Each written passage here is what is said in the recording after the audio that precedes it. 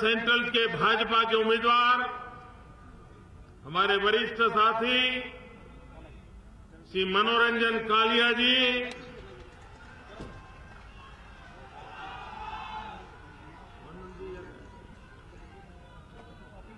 लुधियाना उत्तर से भाजपा उम्मीदवार श्री प्रवीण बंसल जी,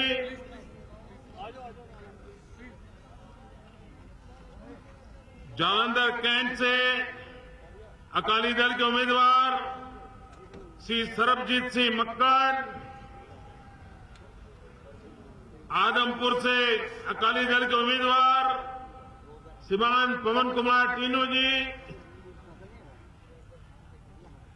जालंधर पश्चिम से भाजपा उम्मीदवार श्री मोहिंदर भगत जी,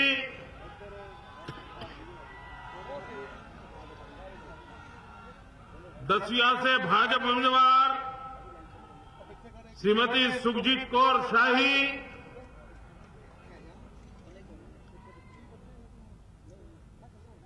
जालंधर उत्तर से उम्मीदवार श्री केडी भंडारी जी,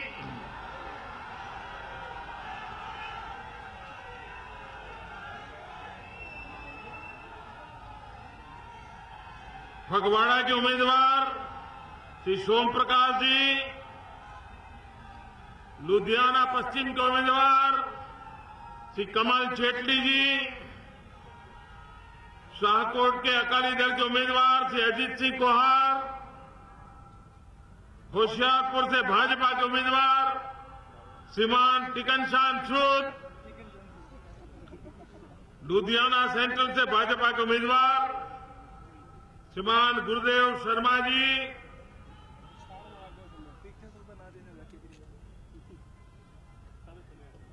मंच पर विराजमान सभी वरिष्ठ महानुभाव,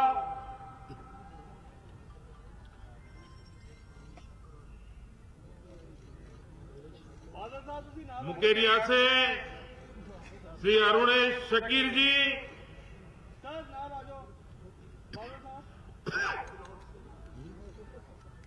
श्रीमान सुखदेव सिंह जी,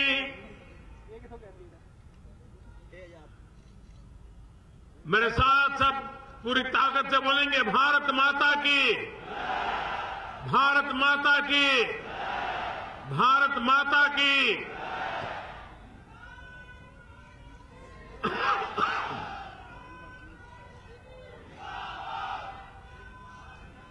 थोड़ा सा ध्यान रखें प्लीज।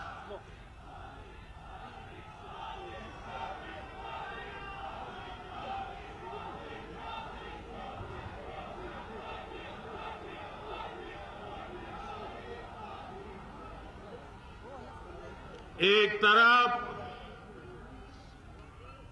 बसंत पंचमी के रंग से रंगने की तैयारियां चल रही हैं और दूसरी तरफ पंजाब के भाग्य को एक नई ऊर्जा देना,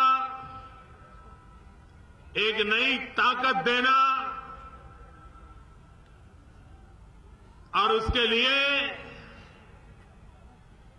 पंजाब चुनाव के मैदान में खड़ा है। भाइयों बहनों,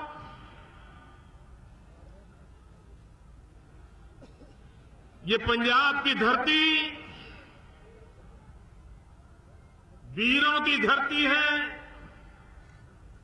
शूरवीरों की धरती है, ये गुरुओं की धरती है, ये संतों की धरती है,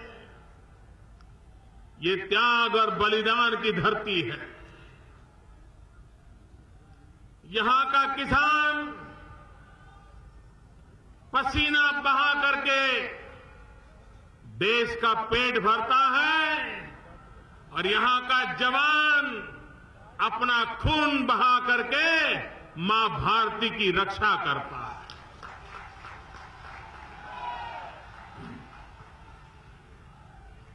हिंदुस्तान में प्रदेश तो बहुत है, लेकिन पंजाब प्रदेशों से भी ज्यादा कुछ और है। पंजाब की आन बान शान भारत का माथा ऊंचा करती है। हिंदुस्तान का कोई बच्चा ऐसा नहीं होगा, हिंदुस्तान का कोई नागरिक ऐसा नहीं होगा जिसने पंजाब की धरती से निकले हुए गेहूं से अपना पेट न भरा हो, ऐसा कोई देश में इंसान नहीं। ये पंजाब की धरती देने वालों की धरती है। ये पंजाब की धरती जब जब देश को जरूरत पड़ी सीना तान करके कोई खड़ा रहा तो ये हमारा पंजाब खड़ा रहा है। देश के लिए कुछ कर दिखला के लिए मौका आया तो पंजाब ने करके दिखाया। और इसलिए भाइयों बहनों, ये बड़े दुख की बात है कि कुछ लोग निजी स्वार्थ के कारण राजनीति के अहम मुद्दों पर चर्चा करने का सामर्थ्य न होने के कारण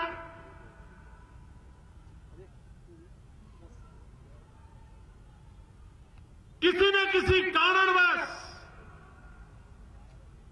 इस चुनाव में पंजाब की आन बान शान पर दाग लगाने की कोशिश कर रहे हैं। पूरे पंजाब को भला बुरा कहने पर तुले हुए हैं। और पीड़ा तो तब होती है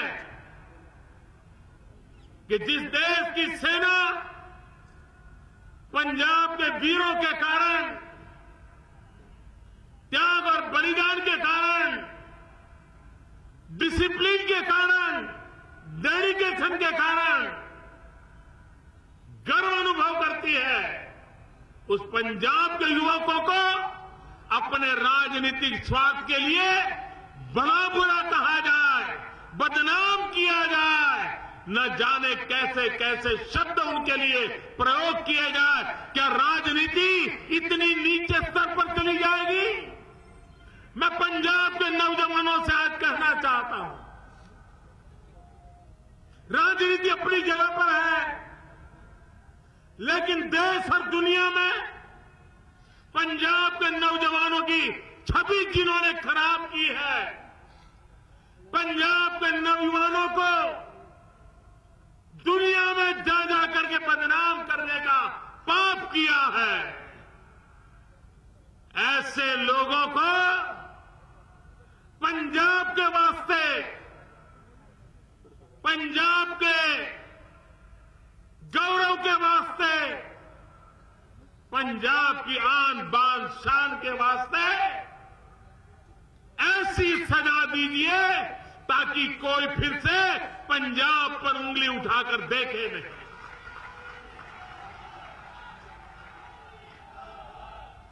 भाइयों बहनों, हिंदुस्तान ने आतंकवाद का दौर भी देखा है, पंजाब में हिंदू सिख एकता को संकट का दिन भी देखा है, निर्दोषों को मरते हुए देखा है, लेकिन उसके बावजूद भी हिंदुस्तान के किसी बेटे ने पंजाब पर शक नहीं किया था। पंजाब की आन बान शान पर दाग लगाने का किसी ने प्रयास नहीं किया था। इतने बुरे हाल आए थे, उसके बाद भी पंजाब पर भरोसा पूरे हिंदुस्तान ने हमेशा हमेशा रखा था।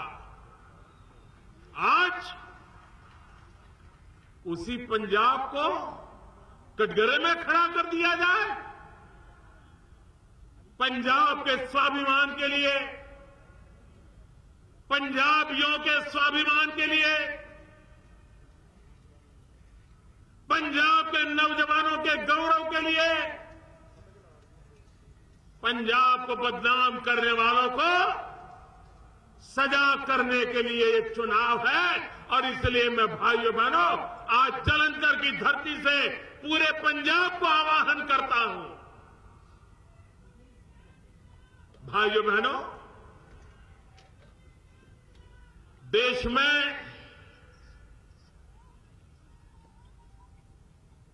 दलों को भी देखा है और आपने नेताओं को भी देखा है। ये कांग्रेस पार्टी पता ही नहीं चल रहा है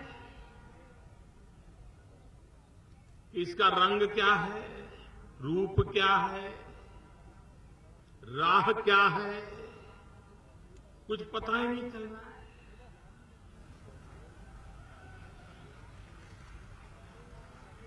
पानी रे पानी तेरा रंग ऐसा। आप देखिए वो सत्ता के बिना ऐसे छटपटा रहे हैं जैसे पानी के बिन मछली छटपटा रही हो।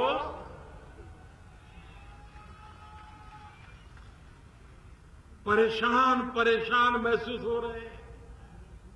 5 साल पहले जब चुनाव चल रहा था वो घर में बैठे बैठे तय करके बैठ गए थे, दर्जी को बुला लिए थे, कपड़ों की सिलाई करवा रहे थे, शपथ लेना है।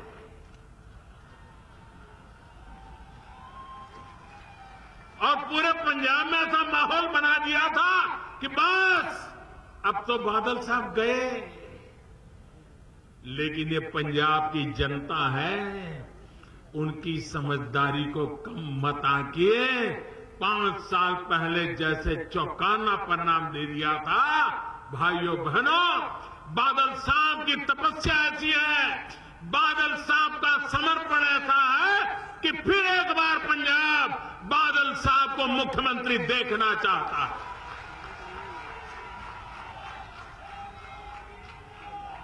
और मुझे विश्वास है कि पंजाब की जनता ऐसे वरिष्ठ नेता बादल साहब का मार्गदर्शन में और नई ऊंचाइयों का संकल्प करेगा, ये मेरा पूरा विश्वास है। भाइयों बहनों, ये कांग्रेस पार्टी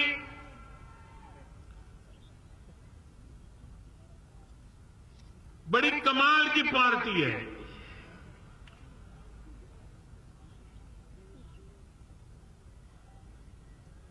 वो बंगाल में चुनाव लड़ने गए,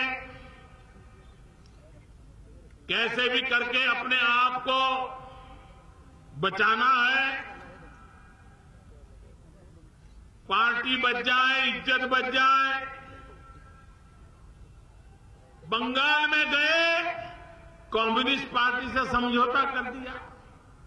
जिस कम्युनिस्ट पार्टी के साथ कांग्रेस को 50 साल से लगातार राजनीतिक लड़ाई चलती रही, लेकिन सत्ता भूख ऐसी थी कि वहां जाकर के बैठ गए उनके साथ। और उन्होंने जो टुकड़ा फेंका, ठीक है भाई इतना सही, हमें संभाल लो, बचाओ, हमें बचाओ। अभी उत्तर प्रदेश में आपने देखा होगा, उनकी पार्टी महीनों तक गांव-गांव रथ लेकर के चलती रही, यात्रा निकाली और समाजवादी पार्टी को जितना कोसा जा सकते हैं कोसा। समाजवादी पार्टी की सरकार के खिलाफ जितना बोल सकते हैं बोला। भीड़ को उत्तेजित करने के लिए जिस भाषा का प्रयोग करना पड़े किया। लेकिन उन्होंने देखा कि जनता तो स्वीकार नहीं कर रही है, ये परिवार में फूट पड़ गई है, बीच में अगर घुस सकते हैं तो घुस जाओ। वो उन्होंने अपनी मुंडी वहां मार ली। कोई उसूल नहीं, कोई नियम नहीं। भाइयों बहनों, सिर्फ सत्ता के लिए कांग्रेस पार्टी खुद को बचाने के लिए आज चुनाव के अंदर कैसे भी करके कुछ दे दो, इस हाल से गुजर रही है। जो नाव डूब चुकी है, जिस नाव में कुछ बचा नहीं है, क्या पंजाब के लोग ऐसी नाव में कदम रखने की सोचेंगे भी क्या? क्या ऐसी डूबने वाली नाव पंजाब को पार करा सकती है क्या? और इसलिए भाइयों बहनों, ये कांग्रेस एक इतिहास है, कांग्रेस एक बीती हुई बात है। कांग्रेस वो आखिरी सांस पे अपना गुजारा करने वाला दल है, उससे कुछ होने वाला नहीं। राजनीतिक जीवन में उसूल होते हैं। ये बादल साहब जब पहली बार मुख्यमंत्री बने तो हिंदुस्तान में इस बात की चर्चा थी कि सबसे छोटी आयु के मुख्यमंत्री, उनके विषय में बार बार कहा जाता था कि सबसे छोटी आयु के मुख्यमंत्री। और तब से लेकर के अब तक तपस्या करते करते सबसे वरिष्ठ मुख्यमंत्री, ये भी हिंदुस्तान में उनको कहा जाता है। आप कल्पना कर सकते हैं, जब हिंदू सिख एकता में दरार पड़ गई थी और उसको चौड़ी करने के लिए राजनीति चल रही थी, तब हिम्मत करके हिंदू सिख एकता ये मेरी प्राथमिकता है, उस मुद्दे को लेकर के सार्वजनिक जीवन में जीने का प्रयास बादल साहब ने किया। हिंदू सिख एकता ये उनका प्राथमिक उसूल रहा।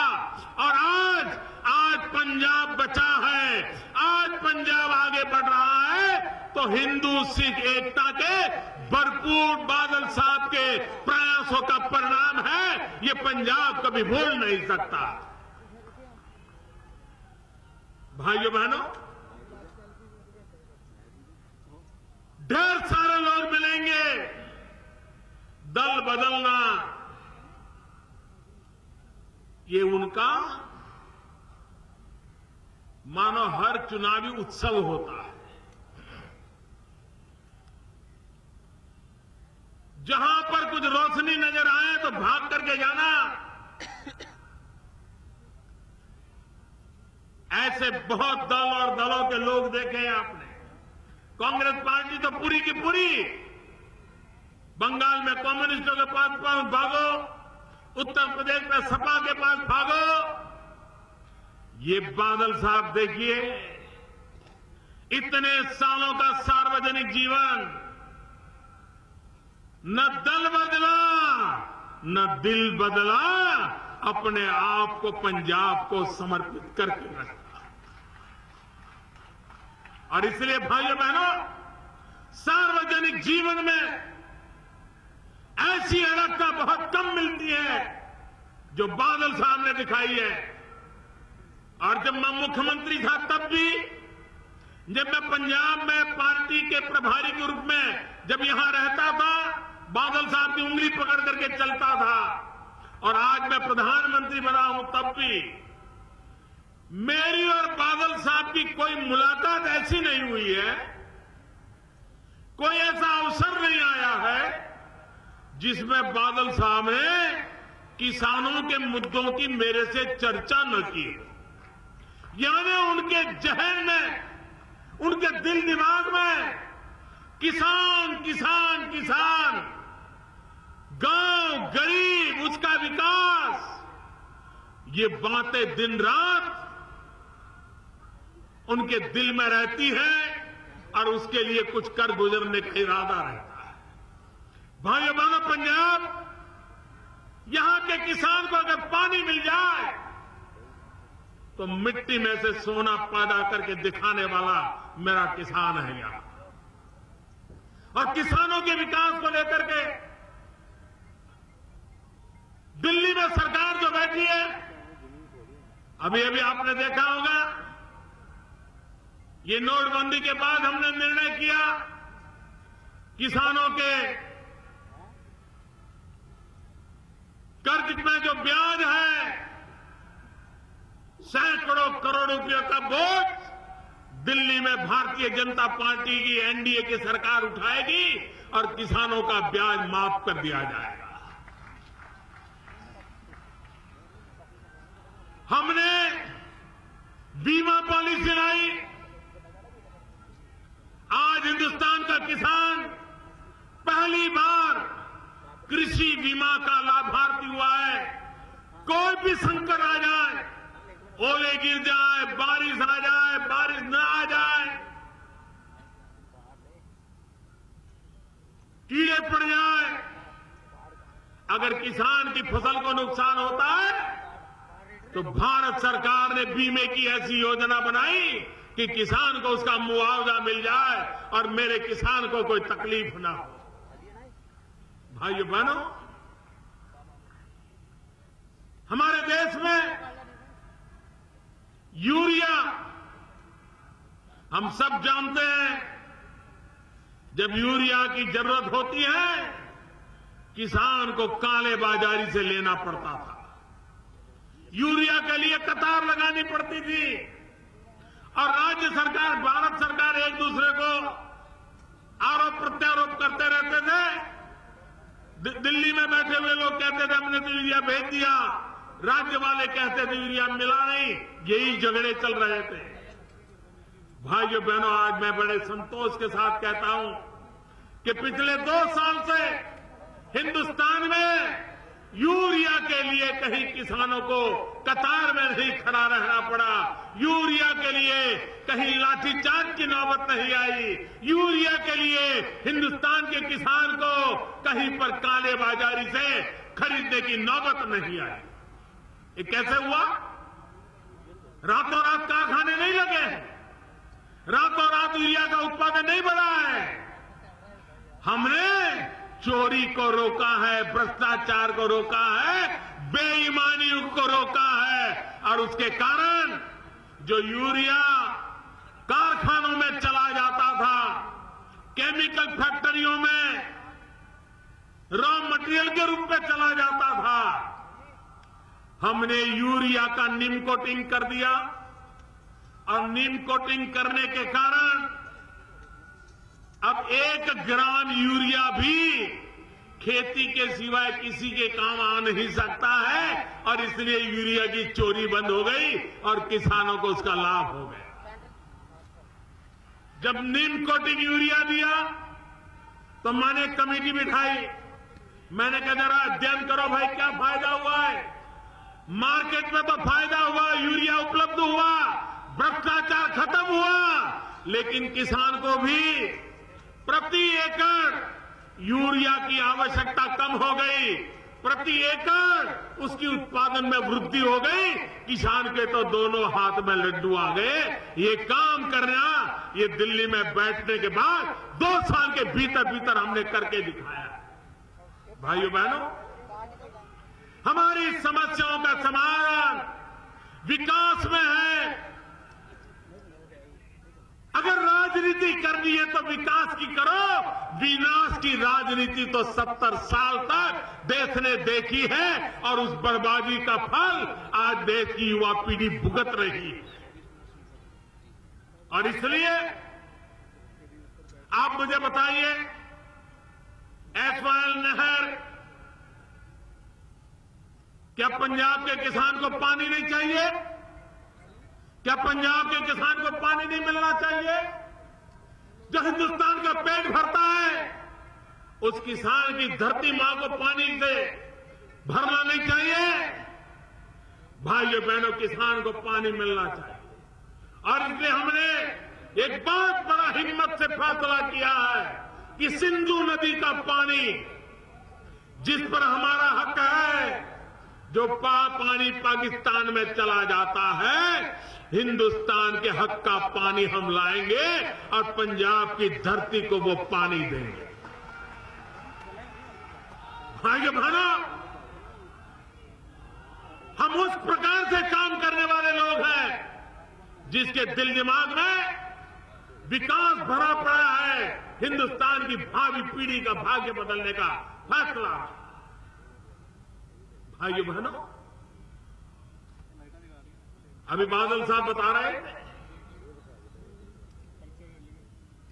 जब सर्जिकल स्ट्राइक हुई उसके कुछ दिन बाद मुझे लुधियाना आने का अवसर मिला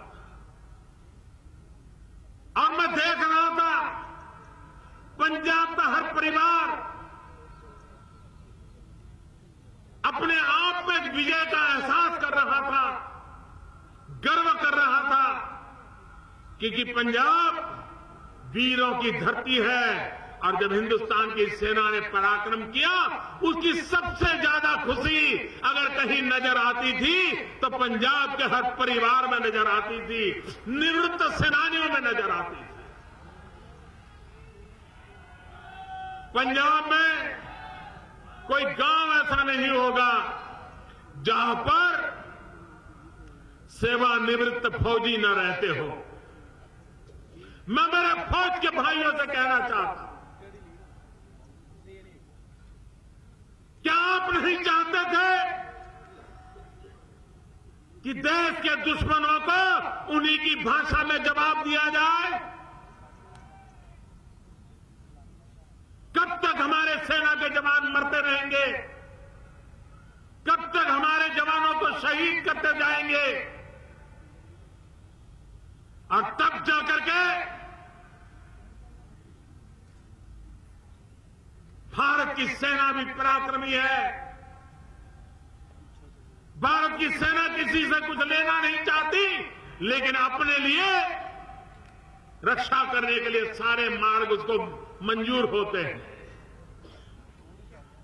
और सफलतापूर्वक सर्जिकल स्ट्राइक की हमारे पराक्रमी जवानों ने।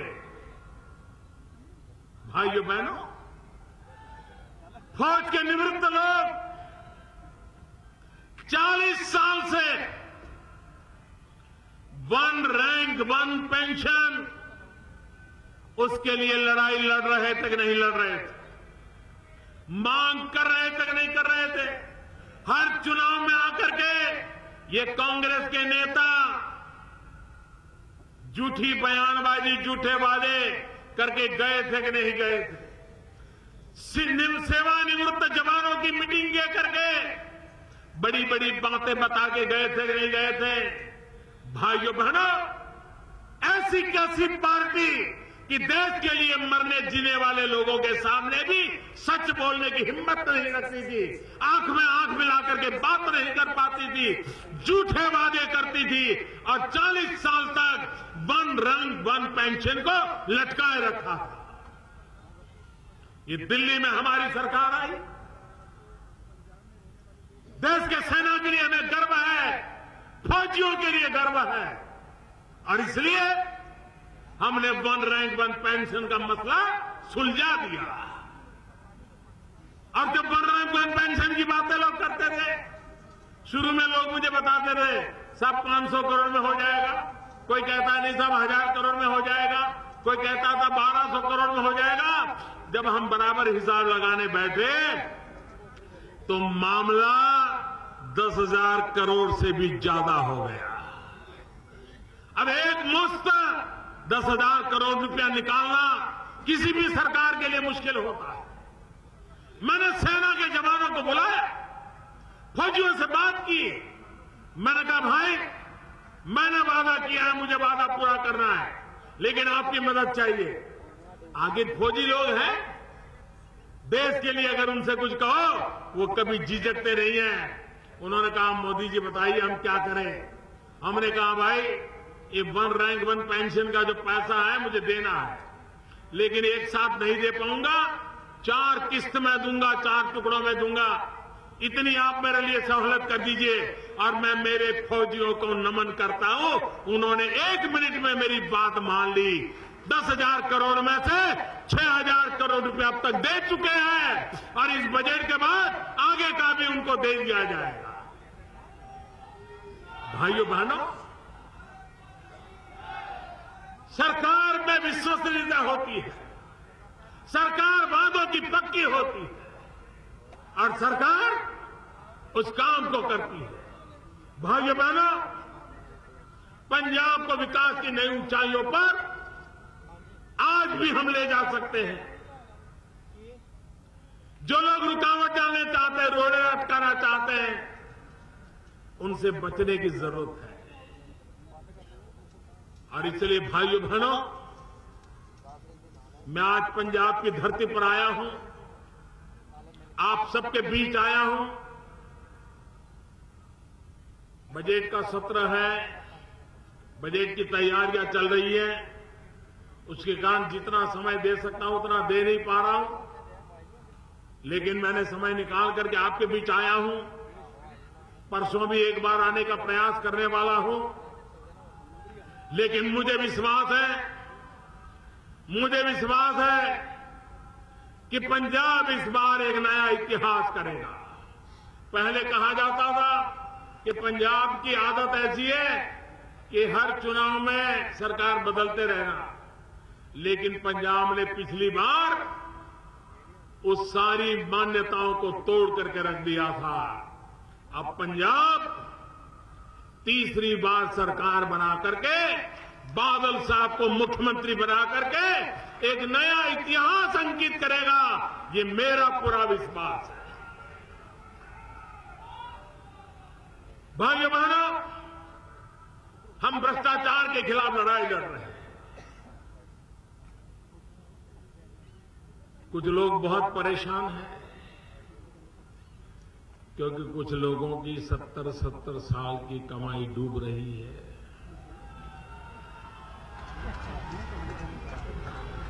लूट करके जमा किया, वो खतरे में पड़ गया है। अभी तक वो पचा नहीं पा रहे हैं। मौके मिलते ही मुझ पर हमला बोलते हैं, लेकिन ये राजनेता समझ ले, राजनीतिक जीवन में भी भ्रष्टाचार को खत्म करने का बीड़ा मैंने उठाया है।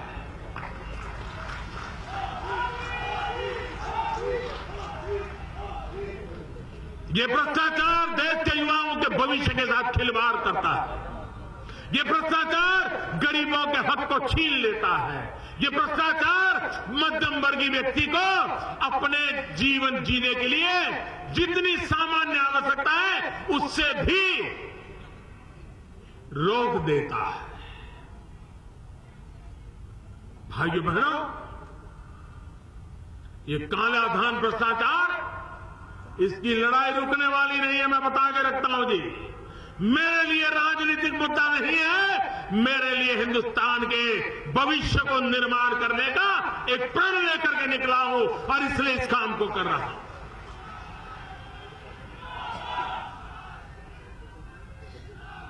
हर दिन खबर आती है, इतने पकड़े गए। एक जमाना था, जरा 2014 के अखबार निकाल दीजिए।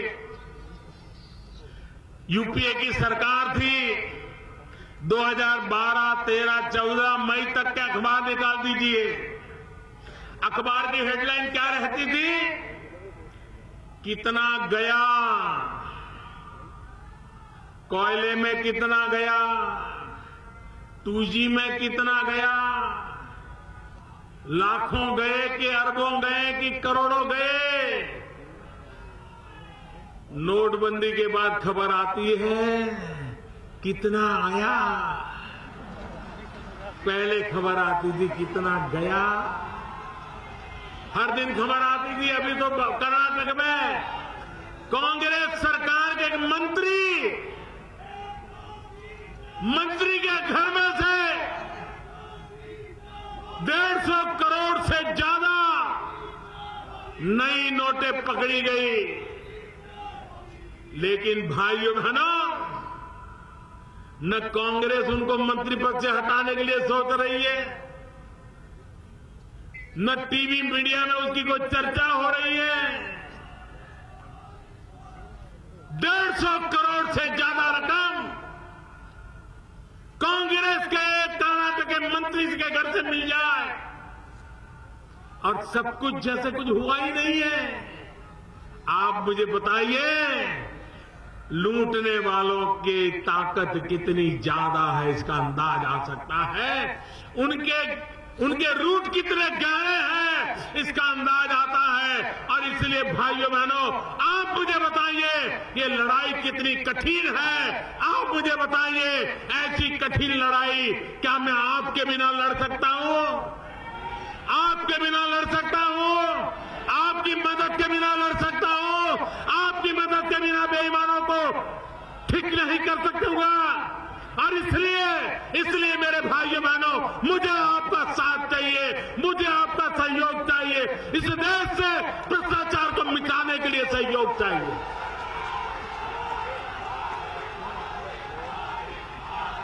एक ऐसी सरकार आई है दिल्ली में जो दम रखती है, ऐसी बड़ी बड़ी ताकतों से लड़ने का दम रखती है। पिछले 3 महीने क्या क्या जुल्म हुए हैं मुझ पर, इसलिए कि मैं भ्रष्टाचार के खिलाफ लड़ाई लड़ रहा हूं। लेकिन जुल्म करने वाले समझ लें, ये मोदी है, जुल्म के सामने झुकता नहीं है।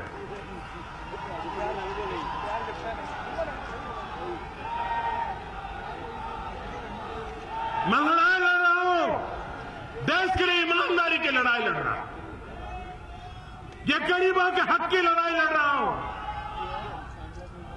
बेईमानी के खिलाफ लड़ाई लड़ रहा हूं। आप मुझे बताइए, किसी भी बच्चे को नौकरी चाहिए सरकार की तो इंटरव्यू होता था। अब मुझे बताइए, 1 मिनट के इंटरव्यू में क्या पता चल जाता है ये कौन है, कैसा है और उसको रख लो? भाइयों बहनों, ये इंटरव्यू सिर्फ परिचित लोगों को नौकरी दिलाने का, भ्रष्टाचार कराने का खेल था। जान पहचान है, पैसे हैं तो इंटरव्यू में पास हो जाओगे, नहीं तो चक्कर काटते रह जाओगे। भाइयों बहनों, दिल्ली में एक ऐसी सरकार आई, हमने आकर के तय कर दिया कि वर्ग 3 और 4, जिसमें सबसे ज्यादा नौकरियां होती है, कोई इंटरव्यू नहीं करेंगे। तुमने पढ़ाई की है, अच्छे मार्क होंगे तो तुम्हें नौकरी मिल जाएगी। गरीब विधवा मां का बेटा घर बैठे नौकरी प्राप्त करने लग गया। भाइयों बहनों, आपको मालूम है,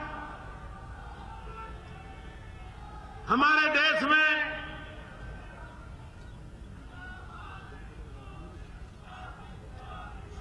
गैस का कनेक्शन,